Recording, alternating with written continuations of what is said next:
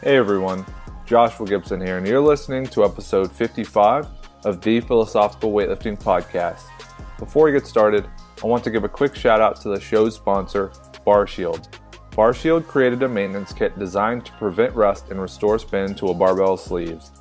My discount code, PWPodcast, will get you 10% off of your entire purchase. It will also help me to continue producing great podcasts with amazing guests. Head over to barshieldUSA.com, pick up a kit, and get your bars looking and spinning like new. That's it for the intro. Now let's get on to this week's podcast with Sean Waxman.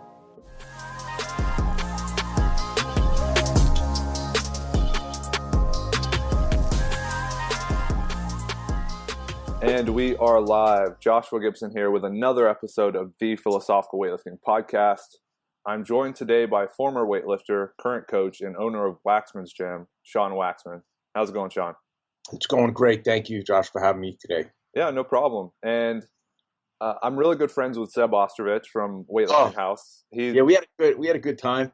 Well, the problem is, so we always have a running competition. It might be with a podcast. It might be snatch, clean, and jerk. And I need to make this better than his interview. So I'll do my best, man. I give you my 100% effort, Coach. I promise. I appreciate that. So anyone that's listening now, I'd go recommend you check out the Weightlifting House podcast. The interview he did with Sean was phenomenal, and Seb always has just incredible conversational skills. So I applaud him for that. But anyways, to shift the focus back to Sean, for the people who may not know much about you, which it would surprise the fuck out of me, to be completely honest. One of the most successful coaches in the U.S. Could you fill us in on your background, how you got into weightlifting, coaching, and then kind of how you got to this point? Yeah, I guess the short story is, early on I wanted to get into some profession that would help change the human body. So the medical profession was of interest, and then kind of soured on that, and then coaching became something that got onto my radar, and then I immersed myself. So whatever I'm interested in, I put everything into it, and I said, well, how do I become the best coach that I can be? And this is just my process. I don't say it's right or wrong. So I just started to peel away the layers of how I could become the best coach I could be, and I, through my research and just experience, personal experience with training, I thought the Olympic lifts were the hub of any good strength and conditioning program. So I really wanted to get a visceral understanding of the snatch, clean, and jerk, and the only way to really do that is to become a weightlifter. So I changed my path a little bit towards weightlifting, and pursued a career in weightlifting while I was going to grad school for exercise science, biomechanics. And during my time in school, I was also a full-time weightlifter, and did that through for about 7 or 8 years. Not grad school, obviously, but during that time. And I coached as well. So I was a strength and conditioning coach. So that's how I started with weightlifting, and under the banner of, I want to learn this stuff so well that I can teach it really well. So, and then as time went on and the opportunity to actually do weightlifting coaching as a profession occurred, I kind of I shifted my focus from strength and conditioning primarily to teaching weightlifting. So that's been the last 10 years that I've made that shift. So before then, the previous 15 were strength and conditioning, with the hub of my programs being in team sports, like generally it'll be improving peak power. with acyclical sports, they have a distinct beginning and end, where speed and power are the primary coveted traits. Using weightlifting was in my estimation the best way to improve that ability. So, and whenever feasible, that's what I would use, and I was able to teach it very well because I knew it very well, and then got a good opportunity to refine my process from just the volume of people that I was working with. And now, that's especially over the last 15 years, I've maybe not every day, but practically every day, all day, I've been watching athletes and teaching athletes snatch, clean and jerk, and the supplemental exercise that go hand in hand with it. So it's been a good run. So that's kind of the short story on how I got here today. Yeah, and I knew this would happen. I have an entire outline written up, and there's so much to unpack in what you said. I'll probably end up ignoring most of the questions I have. I don't think people realize like the gravity of being a coach, in the sense that you are changing someone's physiology. Yes, you're in a really powerful position to make them a better athlete or to completely halt their athletic progression. So yes. I think it takes a really special personality to want to get into the field. We see it more now with people just kind of jumping in and out, and the whole online coaching thing, it removes that. It doesn't allow you to see the impact of what you're doing and the change you're imparting on the person. So it makes it easier for people just to think about it superficially. So why do you think you chose to go into a field where you do have such a large impact on a person in terms of how much success they see, potential for injury? I mean, you're really controlling a large portion of their life, especially people really dedicated to the sport. Well, I think it appeals to my innate sense of problem solving. I enjoy solving problems of all kinds, and I think weightlifting or changing homeostasis is a unique problem-solving skill set, because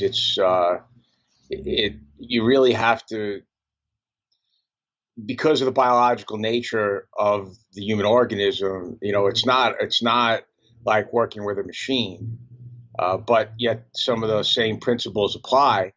It's physics marrying biology, and understanding that those relationships and how to manipulate them, to me, is a really interesting way to solve problems. It's a very satisfying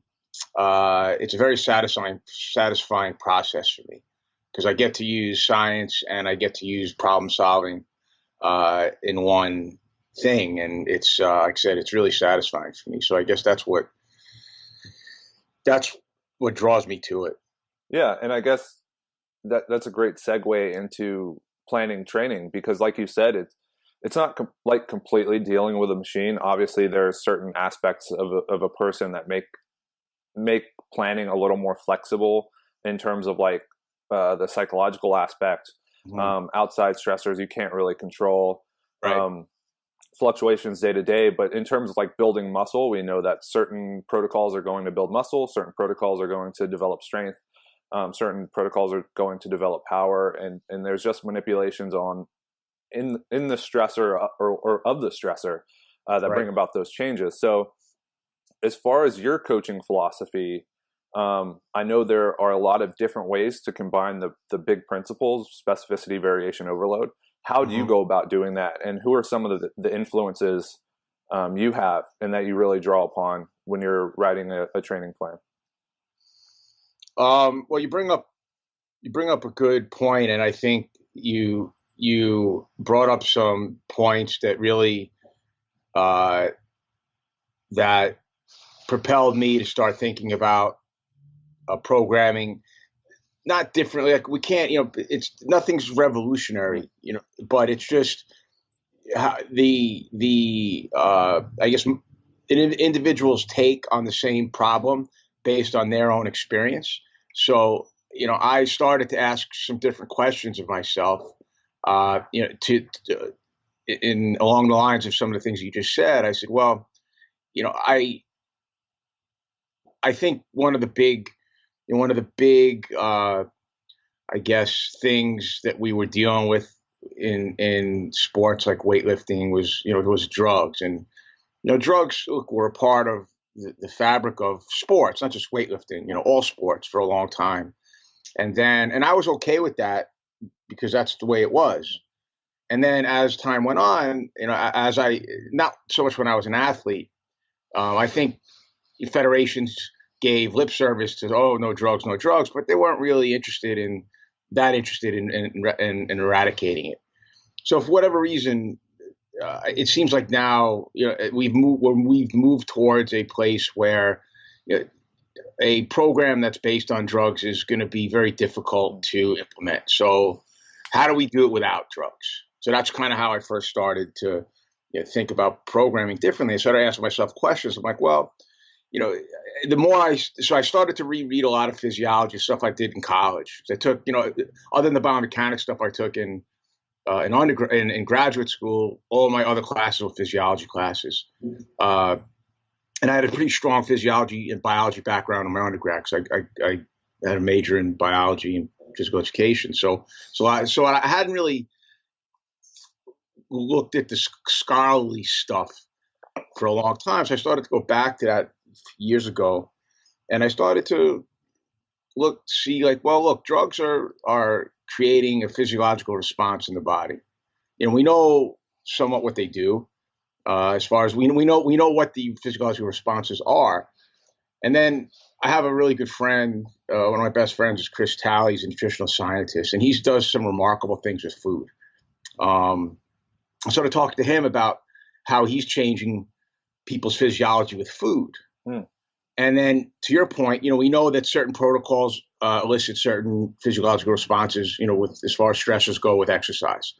So I started to say, well, if drugs are creating a physiological change, if they're doing specific physiological changes, so is food, so is exercise. Well, how can we figure out a way to identify the most, the salient things that drugs do, and isolate those things and say, well, how do we recreate that physiology with training, stress, and nutrition? Because the body doesn't know the difference, right? It responds to a stress. So whether it's stress is drugs, whether it's training, whether it's food, it's still the stress response. So then, it started to work backwards. Like, well, what are the things that the most important things that drugs will do? And I think, for me, it's enhanced recovery and maintenance of strength levels without having to push strength all the time. So then you work backwards. I started to think, started to ask myself some questions about that. Well, how can we manipulate those things without drugs? How do we create those environments without drugs? And then so I started to peel back and start to get into these questions and come up with answers that made sense to me. So that's kind of been the evolution of where I'm at today. Now, things that I'm talking about aren't really, I think the things that haven't changed is that when we train, although in some countries it's not the case, but how we train beginners is really going to be universal. I mean, that you don't need too much, you don't need to be too fancy. But I think that once somebody's, once their training age gets to, 4 or 5 years and their technique becomes really consistent, and they stop making mistakes of like poor concept, like as far as technique goes, like they have a very, their technique is formed and it's consistent. And the mistakes that they make are not mistakes of, the technical errors they make are not mistakes of poor concept. They become mistakes of weakness. So then that's when this mindset of this thought process of training becomes relevant. I think before that time, in the process of developing technique, I don't think you have to worry so much about how you stress the athlete as far as changing homeostasis. You're more worried about creating good patterns, which is a little bit of a different focus. And now some people never get out of that. Some people just are always inconsistent, and then they don't need any special type of training. They just need to learn how to. Strength isn't their issue, right? It's just they just don't know how to lift. So that's a different problem. But once they know how to lift and they are consistent, then we have to start to ask ourselves some different questions.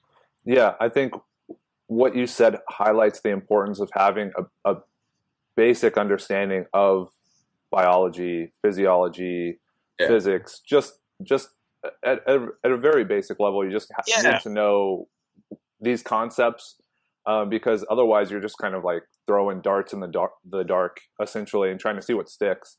Now, in terms of like having that shift in mindset of we go from a conventional programming system to trying to mimic the effects that drugs would have.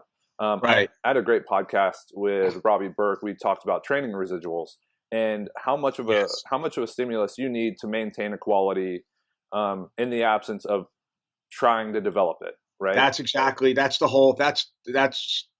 most of the problem solving arrives around that concept, the transferability of training.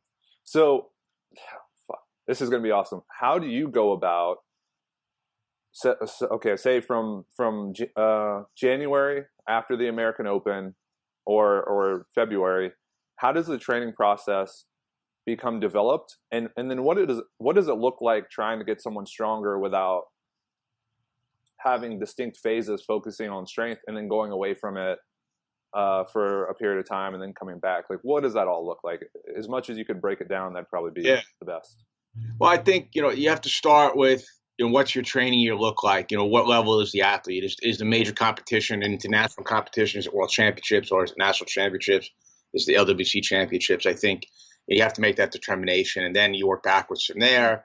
And I think I think part of the issue is the recovery, right? So, drugs really aid in the ability to recover. So how do you, and recovery, there's two kinds of recovery that we're trying to develop. Early in the year, it's just the ability to recover so you can you can handle the next day's training without it affecting your ability to perform so much. And I think we try to build in the beginning of the training year. And so after the major competition, beginning of the training year, it starts out with about 4 to 6 weeks of general preparation, and that in that first 4 to 6 weeks, half of it's gonna be stuff outside of the gym, running and the games that require have some of the skill sets that we need for weightlifting, like jumping and things like that. But games, soccer, basketball. And then half of it's in the gym, but it's just a large variety of stuff, and density of training is really the variable we're looking at. So how much work can you get done in a given unit of time? So we want to continuously push that during those first 4 to 6 weeks. And so once you've established that fitness base, then I've found that the residual effect of that is about 50 to 70 days. So during that time frame, and how I structure the training is in between. I do blocks of concentrated loading, and then they'll be segmented by a transitional week, which has some flexibility based on where you're at in the training cycle. So early on, that transition week, within that 50 to 70 day period, once you've established that fitness base, you would do another short 5 to 10 day GPP, because you're early in the training cycle, or early in the training year. You're not training for important competitions, so it's okay to have some time that's not necessarily that's lower intensity, and you're still enhancing this you're affecting the mitochondria at that point. You're maintaining that mitochondrial density. You don't need a lot. You just need some kind of stimulation, and it's enough to kind of maintain that fitness level. So you do that for the first 3 quarters of the training year, and you can monitor this. Like you have to watch your athletes. If your athletes are taking more time in between sets than you normally do, you have to make some subjective decisions on, well, they're fit, they're not fit. Are they not able to perform the training as planned, and they should be. So you have to look at these things in the first 3 quarters of the year to determine how long and how intense these bouts of fitness are. The last quarter of the training year, as we get closer to the major competition, you eliminate that GPP, like the low intensity GPP, and then you maintain fitness through manipulation of rest intervals throughout the normal through the normal training. So you monitor, you start to look at, this is the different type of fitness now. This is the fitness to be able to take clean and jerk on a minute rest, because that's really, you can snatch on a minute rest in competition. You're not going to get tired, but the clean and jerk on a minute rest becomes a little bit more challenging. So now we're changing that fitness focus on the ability to repeat clean and jerks on a minute rest. So that includes, we really monitor the rest intervals during that time. So that is a way to kind of to keep those fitness levels. So that's how I deal with the fitness component throughout the year. And the other thing is, this is where the transferability of training comes in. How do you maintain? For me, it's how do you maintain strength levels throughout the training cycle without pushing the snatch, clean, jerk, and the squat at the same time? So I talked to Travis Mash recently, and he kind of changed his whole approach to peaking. So he's not doing heavy squatting during the competition phase anymore, which is interesting to me, because it falls along the lines of what I'm doing. I just didn't think of it in those terms. So for me, I won't. In most cases, there's going to be about an equal amount of time that you spend on developing strength to its residual effect. Generally, we see, if you 3 weeks of pushing strength, you're going to have about 3 or so weeks of residual effect. So, and that's with anything. With speed is probably the only thing that doesn't fall into that line, because speed doesn't last very long. Once you develop it, it's not a 1-to-1 ratio of we focus 3 weeks on speed development, then we have 3 weeks of residual. It doesn't work that way. It's much less time. But using that concept is how I design the training throughout the year. These blocks. I do things in blocks of generally a unidirectional focus.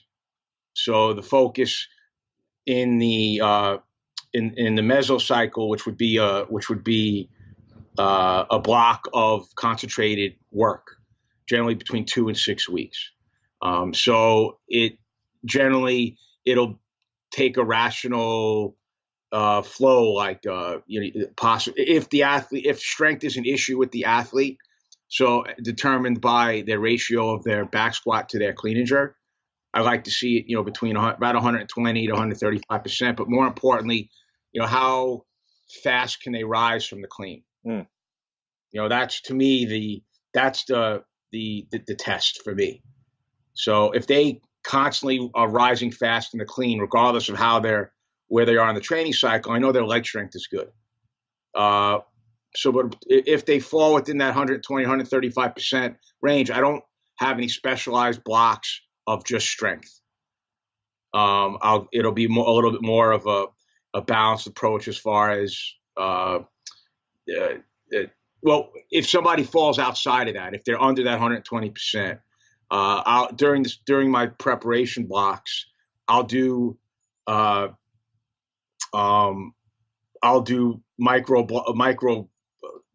do a micro a meso of just strength related, not just strength, but concentrated days. So like 3 days a week will be just strength. The other days will be lighter.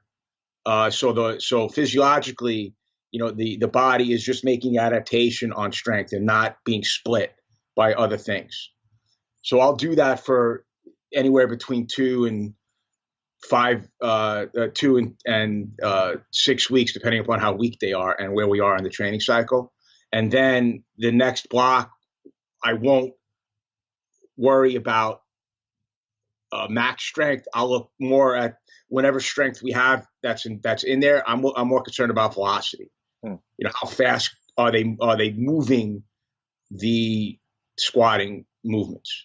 Not so much how much is on the bar. Our range will be between 80 and 90%. But I'm looking for speed. I know that if they can move, it's funny, Travis and I just had this conversation, but if they can move 85 or 90% for doubles, 85% for triples, but 90% for doubles really fast and consistent, then their leg strength is good. If they're making PRs on triples and doubles and they're moving fast, I don't worry about their max strength, because I know that they're rising out of the clean quickly. I know their strength is good. So sometimes, what you program as far as strength goes is a reaction to how they actually are doing. So if you need like a 5-day strength stimulus because they're struggling in the cleans, and some of the other stuff is, and if they're struggling to recover, you might need to give them a little bit of a stimulus in strength to get their strength back up. So you can't be so rigid, but you have to understand what you do here, what's the residual effect and how can you take advantage of that? So to me, like the maintenance of strength is one of the biggest, next to fitness, is one of the biggest problems that you have to solve. Because I think that the quality of your snatch or clean jerk movements have to be guarded regardless. I mean, you have to lift as close to perfect as you can. And by pushing strength and the speed or coordination, quality movement at the same time, I think that's one of the areas that we have to investigate doing differently than we've done in the past.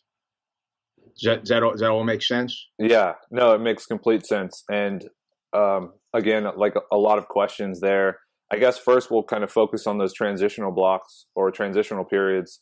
Like I've been reading some stuff from Bondarchuk, and he talks about like a washout cycle, or people call it like pivot blocks or whatever you want to call it. But it's like a period that's a third of the size of the training cycle that focuses on a completely different stimulus. So Mike Tashir's adapted this for powerlifting. It's like rotational stuff, unilateral work, higher reps.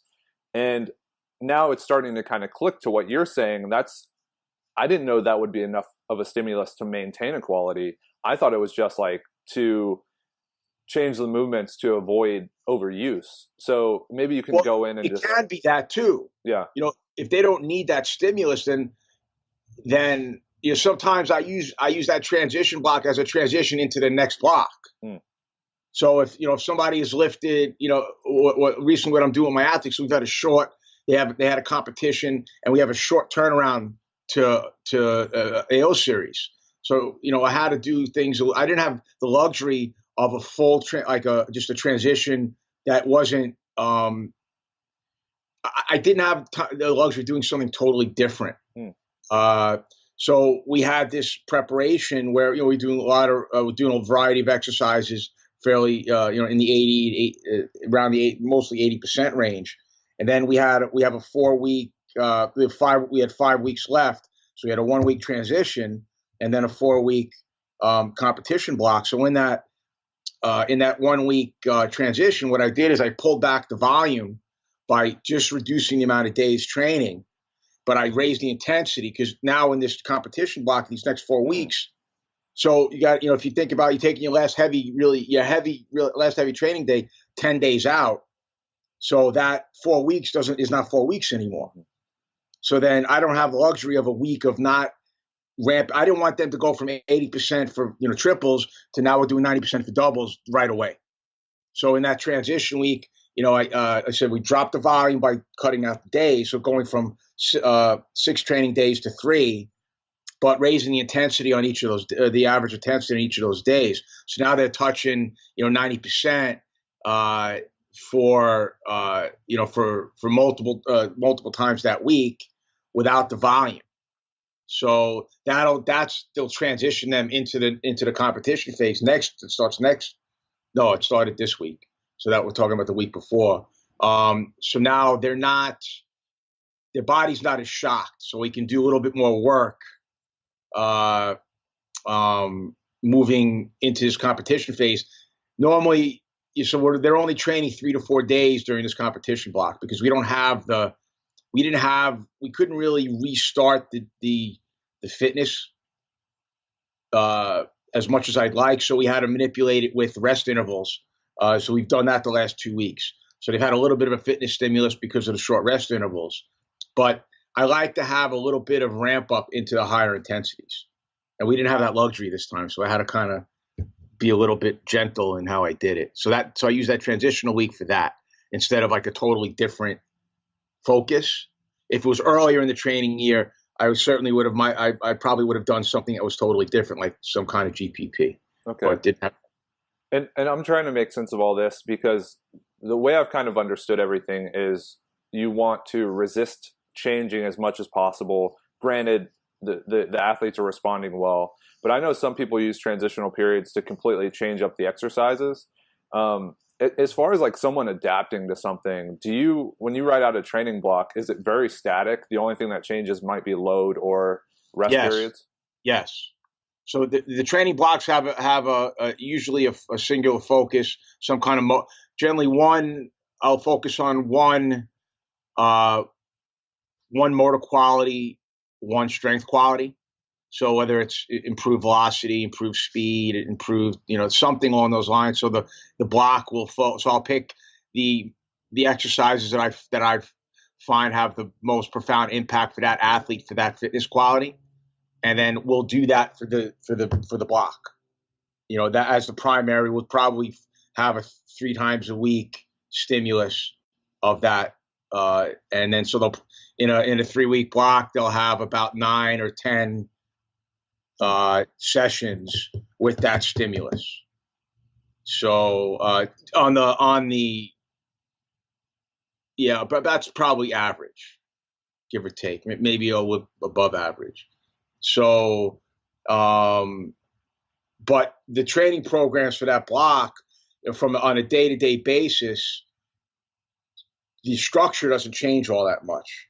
Volume and intensity will change, and some of the volume and intensity will change, but the structure of the training won't change all that much because you want an intensified load, and you do that by hitting them with the same stimulus to create that change.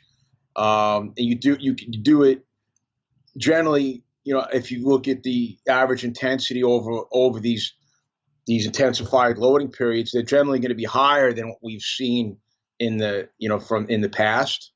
Some of the generally like the old relative intensities are flowing around between 78 and 80%.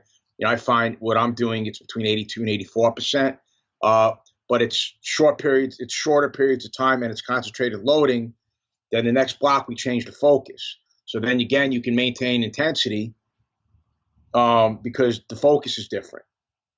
So it allows for a higher relative intensity, which I think is the key to maintaining strength and making change. So by keeping the training structure similar, I find I get good results instead of doing kind of a master of none type of type of approach. So I want the body to be immersed in a stress, and then we stop that stress and we do another stress, which allows us to maintain that higher intensity. Does that make sense? Yeah, it makes complete sense. And like I said before, things are kind of clicking because we all use similar methods, but maybe different language to describe it. Again, going back to Bondarchuk, he talks about exposures to a stimulus. And the more exposures you get, the quicker you'll peak.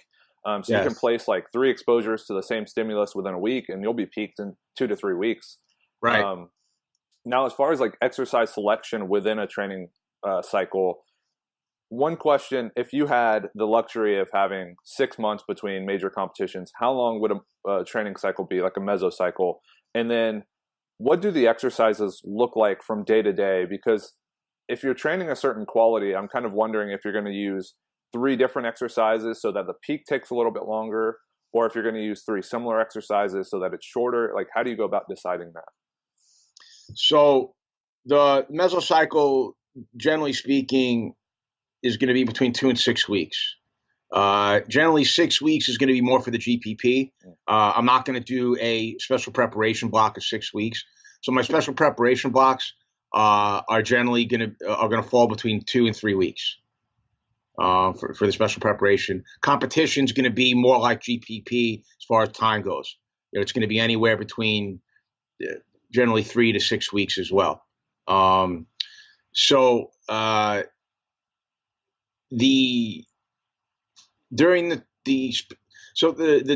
traditional competition block, like how people peak, as far as that's not going to change all that much. You have to snatch a clean and jerk a lot. There's no way around that. Yeah. So the makeup of the competition block is going to be very similar to what has been done in the past. I think where the differences are is in the special preparation. So generally speaking, we'll have 2 special preparation blocks, or 3. It depends. Now, if it's 3, it's going to be 2 3-week special preparation blocks, and a third one of either 2 or 3 weeks. Mm-hmm. So depending upon how much time we have and the level of the athlete. And the first 2 will be separated by a week transition. And in an athlete that's fairly balanced, that if we're not focusing on strength, if we're just focusing on just improving the snatch or clean and jerk, then I take a unidirectional approach to the microcycle, to the week cycle, and it'll generally be, in a perfect world, it's 6 days, and it would be Monday is a snatch focus day, so all the exercises and squatting and some kind of leg stimulus. So it'll be all snatching related exercises plus squatting. Tuesday will be jerk work plus upper body strengthening work. Wednesday will be clean work plus squatting. Thursday will be jerk work again plus upper body. Friday will be snatch related. And then Saturday will be clean and jerk together. Plus, you can either put that last squatting day either on Friday or Saturday, depending upon if you want the fatigue, the residual fatigue from Friday going into Saturday, or do you want the legs a little fresher for the clean and jerk? Then you can squat afterwards. So that's how the makeup of the training would go. If somebody that needs, if it's a strength focused block, then generally Monday, Wednesday, or Saturday, or Monday, Wednesday, Friday will be just strength, push, press, squat, RDL, whatever it is. Those other days would be light, more speed, in variations of the snatch or clean and jerk, maybe stuff from boxes, a lot of stuff from the boxes during that, because I want to rest the back. If we're pushing the strength, especially in squatting or even, pulling off the floor, whatever it is, I don't want to kill their back 6 days in a row. So doing stuff from the boxes helps minimize the stress on the back, keeping the intensity low it creates that speed, which is really what, because we want to try to create that velocity and the strength as well. So again, the focus is on improving strength, and the snatch and clean and jerk exercises are there to supplement that. So you're not bowing down to two masters during the strength cycle. So I guess that's generally how the two special preparation blocks are going to be. The two different types of special preparation blocks are going to be formulated. If there's a strength focus or if there's not a strength focus. So that's how I kind of put it together, and I string those blocks together to form that special preparation period, which is going to last anywhere between 3 to 8 weeks without transition weeks. Okay. And then from week to week, what does the change in intensity look like? Are you starting at like 70% and then working up? Do you take a set up to 80% and then at the end of the cycle try and stay around that higher end, or what does that look like? I'm trying to work around 80%. 80% triples to me is like the magic formula for a lot of different things. So I think that we're going to be around 80 to 85%, and each week is an increase. So it's an increase in volume, it's an increase in intensity. So that's why at the end of those 3 weeks or the 2 weeks, that transition week is really important, because especially in the middle of the year or towards the middle of the end of the year, that transition week has really got to be a deload, because you're getting up to some pretty good volumes. I think I think, and it also depends on the athlete. Every athlete's going to be a little bit different, but I think a lot of work has got to be done in the 80% range. I think 80 and 85, 80 for triples, 85 for doubles, 90 for doubles in some cases, depending upon the athlete. But, that's where your work is going to be. And, if an athlete can perform those repetitions, all those repetitions with precision, then that you're getting a good effect. And during those special preparation blocks, I'm looking at creating balance based on the relationship between the supplemental exercises and the full lifts. So we know that the lift from the box has got to be, we want it around 95% of the full lift. If it's not, then why? We have to raise that level. If it's, if your lift in the box is 100%, then we don't need to focus on velocity. Your velocity is good. What's the problem? So and we determine the focus of those special preparation blocks based on the imbalances. That's how we determine the exercises that we choose in the focus of the blocks. So it's not random. It's not random. Yeah. So you've been coaching for quite some time, and I don't know the exact number of years, but obviously you've stumbled upon a way that has helped you create incredibly successful athletes, but I'm sure it's not always been like that. What did it look like when you first started coaching, and then how's it evolved? And to someone that's starting out, what advice would you give to them to help them reach a level where they're confident in their system? Well, early on, I didn't really have, 25 years ago, I wasn't really coaching weightlifters so much. I was coaching athletes. I was training them like weightlifters, which is the mistake that a lot of, or beginning coaches make. You do the thing that you know how to do, and which I tell people all the time. I say, just do the thing that you know how to do, and then expand the things that you know how to do. So that's how it looked for me early on. And then when I got into coaching, weightlifting, a little bit of a different animal. But I think that, I was very careful when I went into coaching, is, not to train athletes like I the way I was, not that I was trained, but the way that I looked at training. I think, to me, it was, training every day was like a war. No, I shouldn't say that. It's disrespectful to the people that serve, but it was like, I was going to do whatever was on the paper, and I was going to do it no matter how I felt, and it didn't matter how it looked. But if I missed one, if I couldn't finish, then, I was a pussy. And the more beat up I felt, the better it was. And I don't do that with my athletes. To me, the quality, I focus 100% on the quality movement every day, which is very different than my perception of what training was supposed to be when I was lifting. It was a badge of honor to drag yourself into training when you couldn't even, you couldn't even squat on the toilet bowl without pain. I don't see that as so that's been a big evolution for me.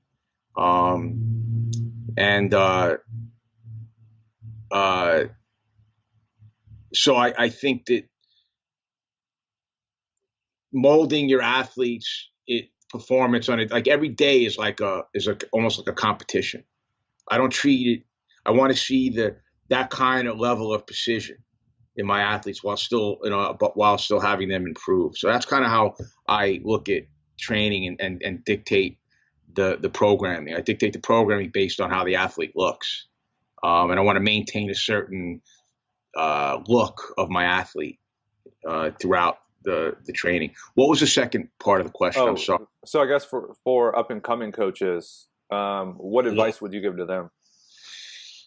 Well, I mean, you hit on it early on. I think it's really important. I think there's two things that will give you, check some boxes, at least in my mind, for somebody that wants to coach this or really any sport. I think it's really difficult.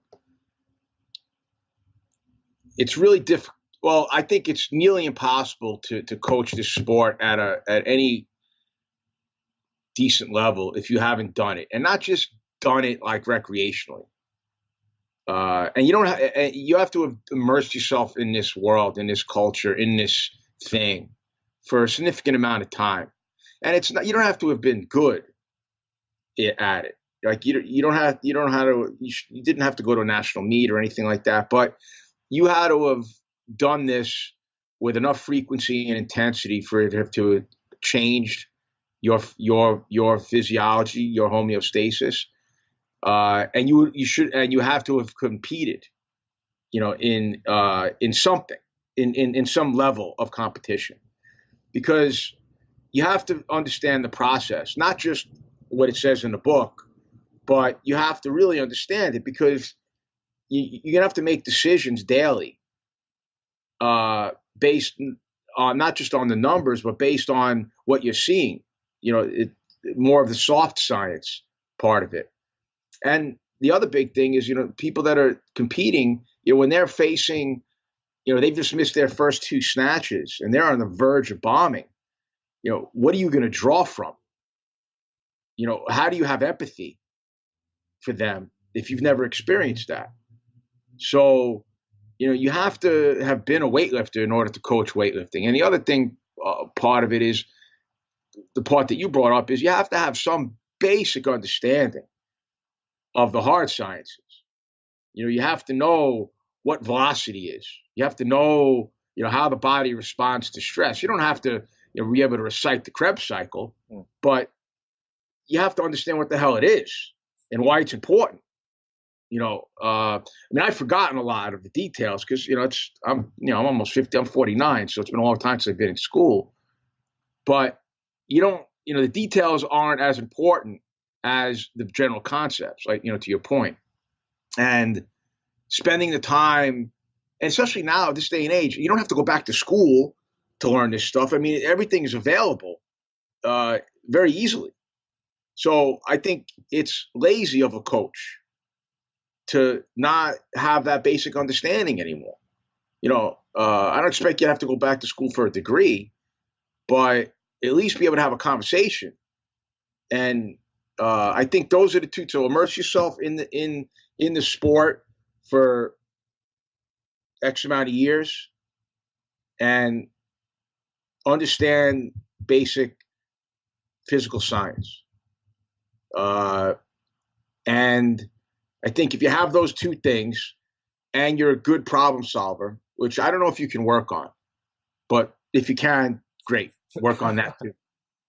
Because the problem solving is the application of that knowledge, right? So you can have all this knowledge, but then you don't have the ability to apply it, then it doesn't matter, what you know. So I think that the better coaches are the ones that can apply these concepts in a better way. Essentially, they're better guessers, in a lot of ways. Because you're dealing with biology, it's not like physics. We know we can come up with very precise answers when we're solving physics problems. Biology, not so much. But we do know trends, and we do have a good idea of how things are going to go. And you have to be able to interpretate what you see and draw into your memory banks and say, okay, well, I've seen this before. Here's what's worked in the past. Now I have this athlete of the things that I know that have worked in the past. Which one is going to be most appropriate for that problem? And that's the process. And you can't do that by just reading a book. Yeah.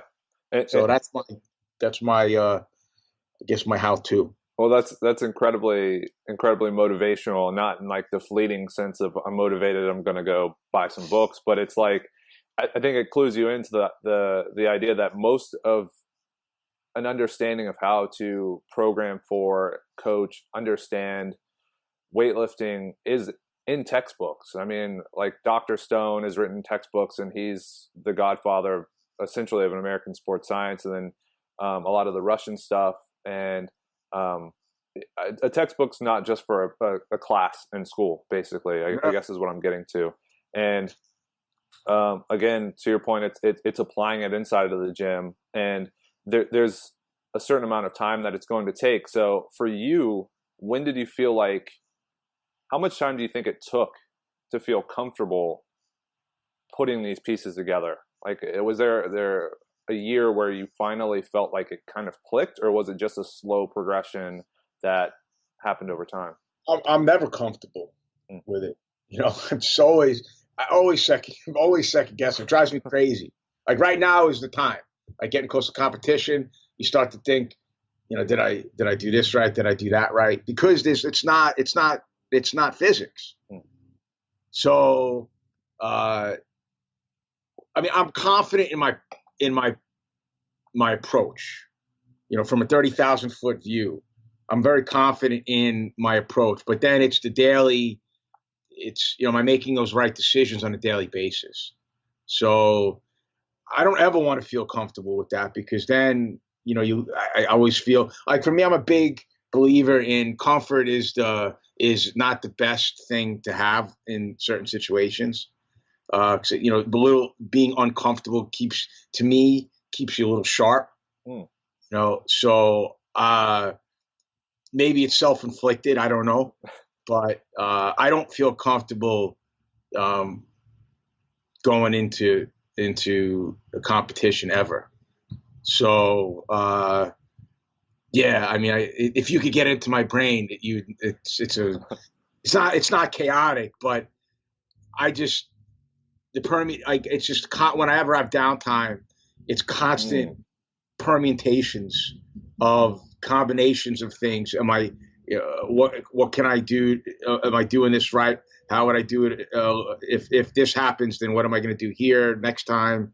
It's maddening sometimes, but that's what I like to spend my time on. So, but to your point, I don't get comfortable ever. I feel comfortable in my process. I think my process that I use is good. But the great thing about the great thing about weightlifting is that at the end of the day, after the competition, you'll know if your thought process worked correctly or not. That's the beauty of weightlifting, is you'll know 100% if it worked or not.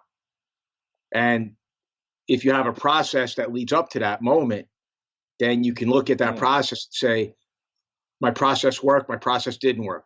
If it didn't work, part of the reason why I don't like changing a lot of variables all the time is because then at the end, if you change everything, then you don't know what caused the effect. So, it's this constant measuring and remeasuring and evaluating and reevaluating. But the great thing about, in team sports, football teams wins or loses, there could be a million different reasons why that happened. And sometimes they say, the better team didn't win. In weightlifting, numbers are number. You either win or you don't. You either make 6 lifts or you don't. So if you made 6 lifts and you PR'd, if that was the plan, then it worked. Then why did it work? And if you have a consistent track record of that, then the process works. The big picture process works. So to me, like a big thing for me is I look at my team's success percentage in competition. That's a number that's really important to me. How many lifts do they make in competition? And then out of those lifts, how many, for my beginning lifters, how many were PRs? So the average in USAW is around 30% in meets. I mean, how do you make 30? How do you, as an organization, how are we making 30% of our lifts at big competitions? So that to me is a systemic problem with USAW, because we're not doing a good job training coaches. So for me personally, I'm looking at maintaining my make percentages for my team. That tells me that my process is working. So yeah, there's a common saying that the only, it's something along the lines of the dose is the poison, right? So you can give someone too much of a medicine and then it becomes a poison, or you can give them the right amount and it's a medicine.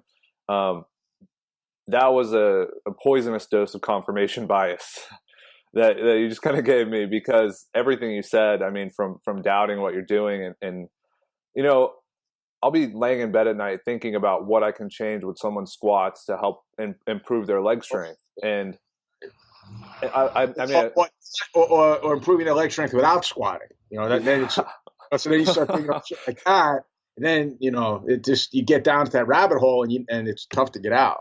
Yeah, and I love it though. Like I'll be just driving to the gym and just thinking about different ways to approach programming training. And I think it's important for a coach, well, for anybody really. I think you have to have some time daily with nothing but yourself and your thoughts.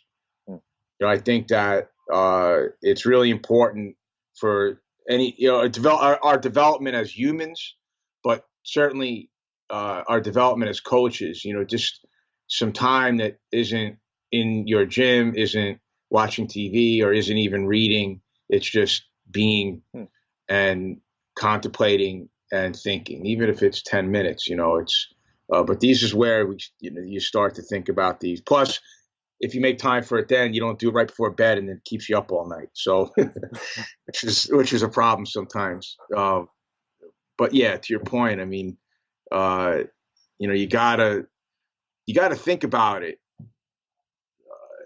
because if you don't think about it, you can't fix it. Get better at it. Yeah, so. Agreed. And I want to be respectful of your time, so I just have a few last questions I ask everyone that comes on the show.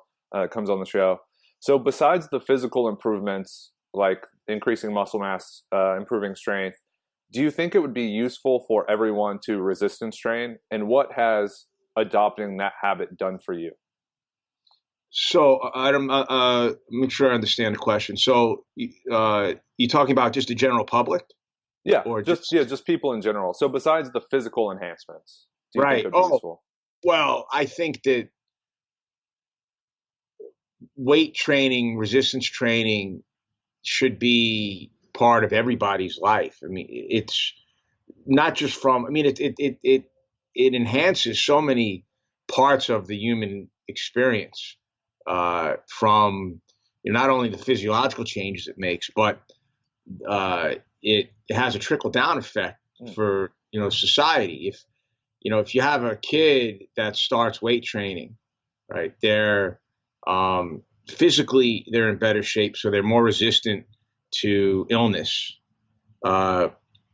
which, as an adult, if you're out of shape child, you become a sick adult, and that's a drain on society. You get a kid that has weight training will improve, and exercise in general improves self-esteem, right? So you have improved self-esteem.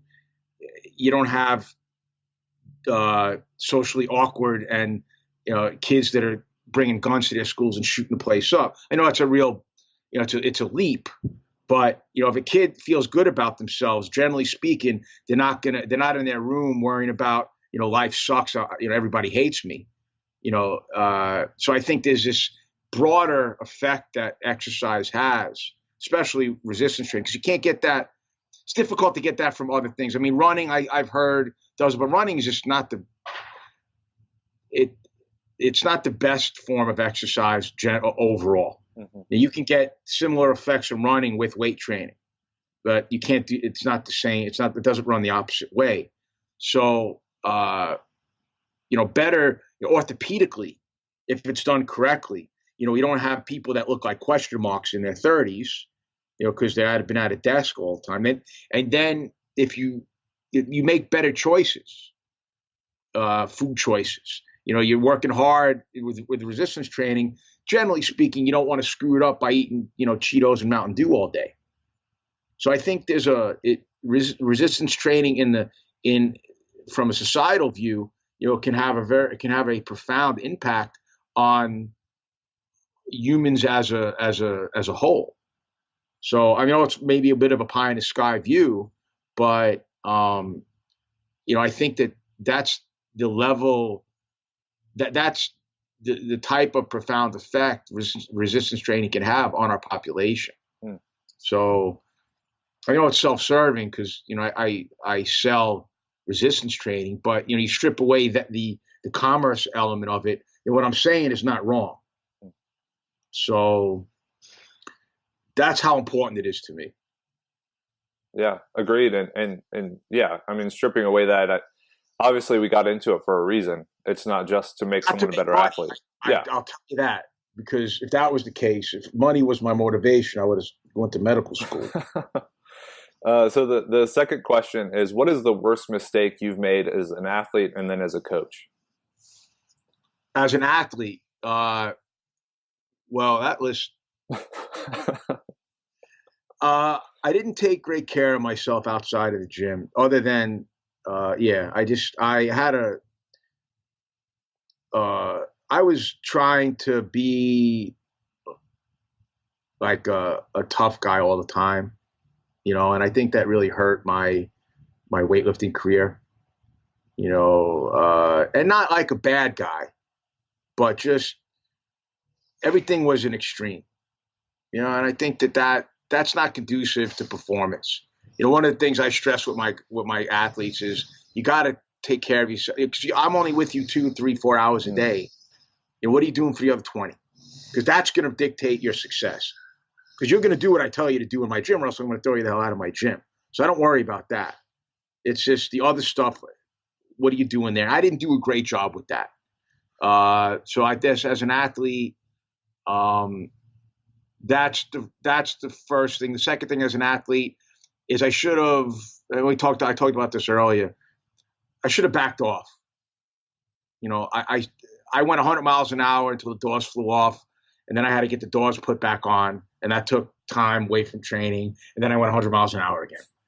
So, if I went 80 miles an hour, I probably could have stayed at 80 miles an hour through the whole time instead of racing to the front and then falling down again. as a coach, as a business owner, or just as like a weightlifting coach, or what? As a weightlifting coach, sure, a business owner, there's got to be plenty more because that's tricky. Weightlifting coach, I think, I'm real happy with the decisions I made training wise. Like, I don't have any problems with my evolution in that department. I mean, we make mistakes early on, but everybody does. But I'm really happy with how I've managed the evolution of my coaching skills. I don't really have any regrets on that. I think I think where I'm ever evolving, that's evolving as well. But I made more mistakes in the people management and business management area than I have in anything else. And I think they're inevitable and unavoidable. But I think one good thing is I don't repeat the same mistakes. At least that's my goal.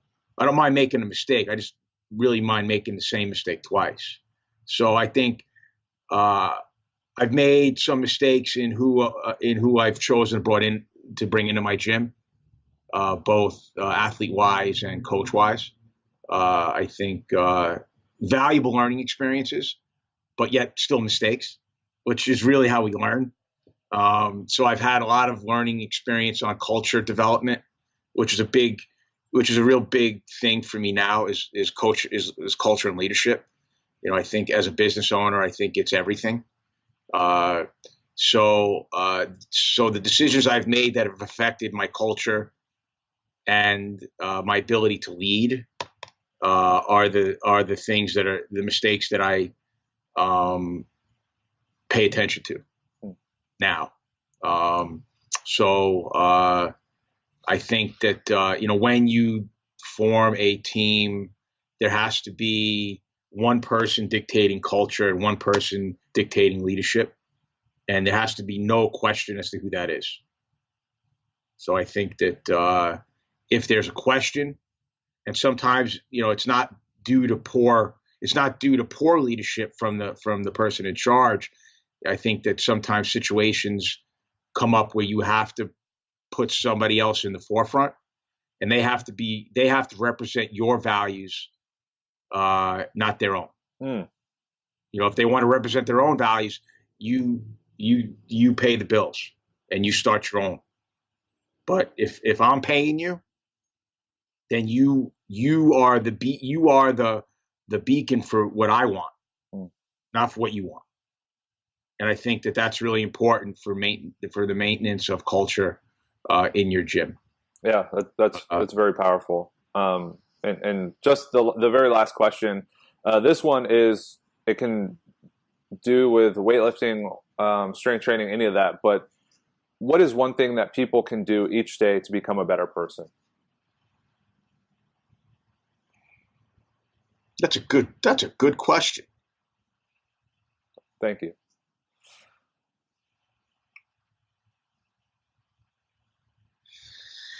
I'll tell you. Okay, I got an answer.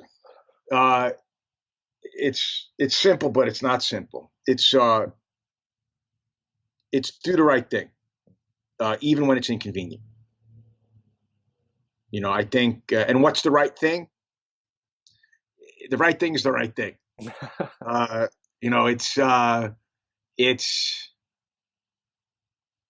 To me, like, the consistency of doing that is,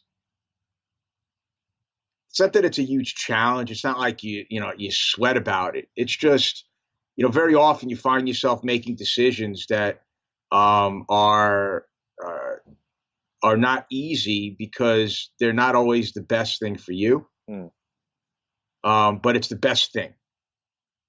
And I think that if you make decisions with other people in mind, whether it's your family or your business or, your neighborhood or the world, I think that, to me, that's what a good person is going to do. Doing the right thing, doing the right thing even when it's inconvenient or uncomfortable. And I find that that's not as easy to do for most people. And that's kind of what I try to do. No one's perfect, but that's what I strive to do. And when I don't do it, I take ownership of that, and it keeps me on a good path now. I mean, I wasn't always on that path. As we get older, we get wiser, hopefully. And,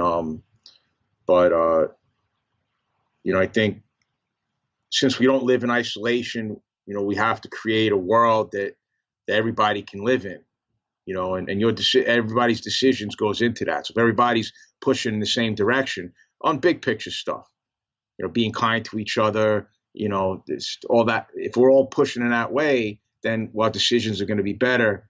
And I think in turn, it makes us better people. Very wise words from Mr. Waxman. Because of a lot of mistakes. Yeah. Well, yeah. At least you've recognized that. A lot of people still dwell in their own shit, so to speak. But that's it for everything that I needed from you. Now, feel free to inform the listeners as to where they can find you, any products you're working on. Please tell me that you're writing a book. That would be phenomenal. We started one. Have a co-author, so it got put on the back burner a little bit because of our newest product, the Training IQ, which is our intelligent training application. So it's based on my training philosophies and based on balance and ratios, and put all that information in, and the programming is designed, it's automated based on your imbalances. So Training IQ is the big project that we're working on. So everything else kind of got put on the back burner. So it's affordable, periodized, personalized coaching. So, people pay me hundreds of dollars a month for personalized programming. Now you can get it, the Training IQ, for much less than that, $50 a month, or different packages, but it's my program. It's customized for the athlete. So it's people that are in CrossFit that need to be better in weightlifting, or if you're a weightlifter that needs to be better in weightlifting, it's that. So that everything else kind of went on the back burner for that. So, and we have we have my course, the Waxman's Method course, in October 5th and 6th. So it's essentially, it's for coaches to learn how to diagnose, fix, and teach technique. And it's our process that we've used successfully over all these years. We've kind of distilled it into a 3-day course. So that's coming up October 5th and 6th. And all that's on waxmansgym.com website. We're Waxman's Gym on Facebook and the Instagram. So that's where we are. And the book is gonna happen. It's just I said it's gonna take a little time. And it's gonna be a book for. This is not the title, but it's weightlifting for everybody, not just for weightlifters. So, how do you, to your point, why is resistance training important for everybody? Well, I say, why is weightlifting important for everybody? So that's the book. Interesting. Yeah. And that coaching cert, I'm sure that's incredibly useful, because as we've discussed many times during this episode, language is king. You need a common language to describe what you're talking about. Otherwise, you're shooting in the dark. Yeah, we're trying to develop. Our method has our language. And I think, if we have a common language, we can better communicate with each other. I mean, a lot of problems that we have, not only in weightlifting, but in the world, is we might be talking about the same thing, but we're talking about it different. We don't have the same vocabulary. So, we're trying to get everybody literate in one vocabulary as it relates to weightlifting, at least. And then we can have a little bit more intelligent conversations about it. So that's our method course. That's part of what we do. Okay, so guys, if you haven't checked out any of Sean's resources, his research library, his articles, the videos on his YouTube channel. Go binge on those. They're great. They're very informative. Go sign up on his Training IQ website. Go sign up for his personalized programming. Just go give Sean your money and get better at weightlifting. And Stronger Experts is another company that we're involved with. So that's going to be a really good resource. It's a repository for all different coaches that are giving information. So Stronger Experts is another one that's will be a good resource for coaches, just getting that started up. So some really good coaches that are involved in that as well. So it's a good source of information as well. Yeah. Well, the information's at your fingertips. So as we sign off, please like, share, and subscribe to the podcast. Leave a review if you feel you liked the show. If you didn't like it, leave a negative review. I'm really open to that. I'll probably be offended at first, but then I'll realize it's necessary criticism. That's how you get better. Yeah, exactly. You just have that gut reaction, and then you realize, okay, this is probably for the best. So thanks again for listening to the show. Sean Waxman, thank you for joining me, and I guess we'll catch you guys next time.